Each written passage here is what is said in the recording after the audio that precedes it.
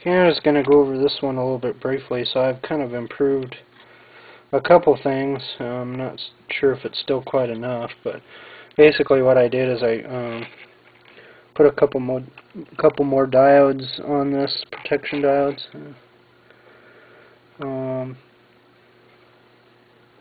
Right here. And then I put some heat sinks on, which you probably saw. That seems to help some. They still get pretty hot, but they don't seem to explode so far. I've run it for a little while, and then I put my little controller in a box now.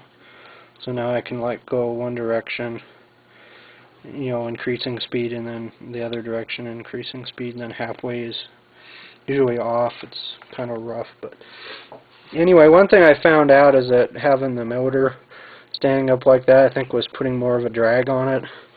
You know, maybe it was putting too much force on the bottom.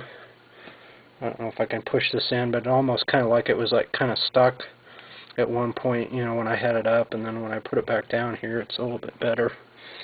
And I just I thought it would be easier to have it propped up so it wouldn't spin on me, but I think it wasn't very good for the motor. So it was using a little bit more current than it seems like it does when it's running sideways. So it may have been bumping, you know, rubbing against something and getting more friction. So anyway, and then I have my little ammeter here, so you can see how much current it's using.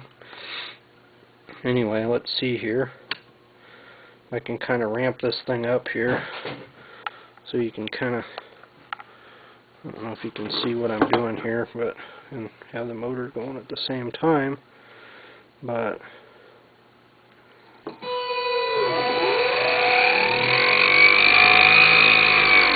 I can kind of adjust the speed or the higher.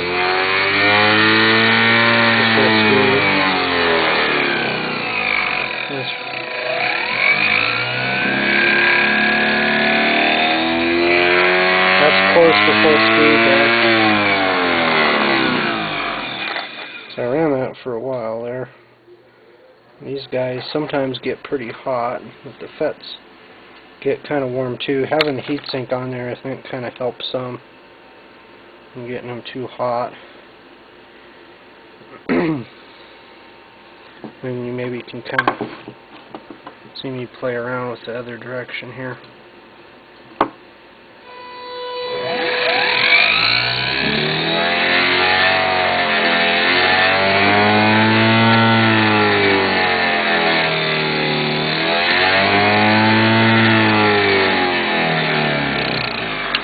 Hopefully we don't have an accident.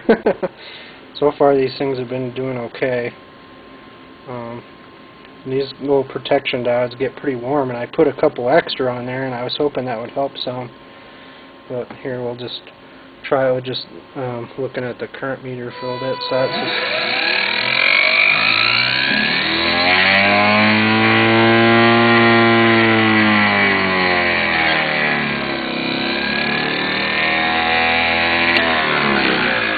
I think the slower I run it is usually when these diodes get pretty hot.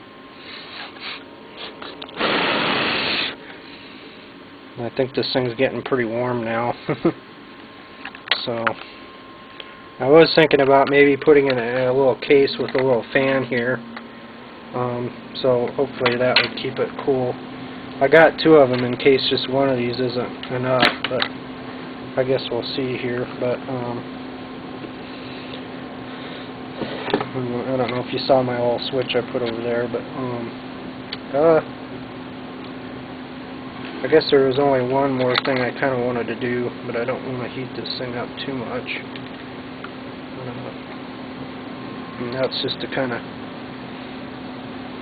I don't know if I can do this here with my camera, but what I was doing earlier, I'd probably have to have somebody else holding the camera while they're doing it, but I was kind of putting my hand on this with this to kind of put some load on it, and it seems like, you know, you can put a fairly decent load on it even though you're running at about, you know, half duty cycle or whatever, and it seems like it can handle, you know, it puts quite a bit of resistance on my hand, you know, and you know, running probably about halfway, you know, with this thing cranking down on my hand with that glove, you know, it maybe draws about anywhere from maybe 40 to 50 amps, maybe even 60, depending on how much I put it on there. You know, so it seems like, you know, I don't know how much a horsepower, you know, is what you were wanting to get out of this motor, you know, how much you can run it, you know, downgrade it a little bit.